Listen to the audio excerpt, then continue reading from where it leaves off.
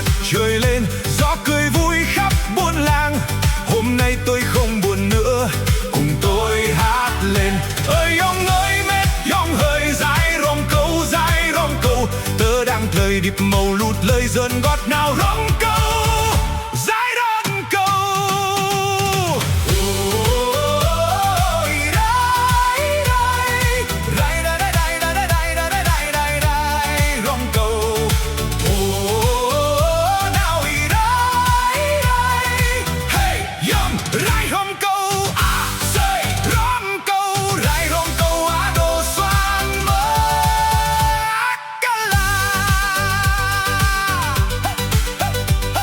Ông hơi nào rong câu, rải rong câu cloud mơ ác. Đồ xoang hằng lời khắp, 5 giờ ngót ô. Câu cần chàng lời bờ rong, cơ năng lời hớt mơ ác. Rồi ghi dịch ta nào tay, năm hơ ninh ngô. Nào cùng nhau bước ra nào đi cùng tôi hát lên nào. Quên đi hết bao nhiêu buồn đau rồi cùng qua.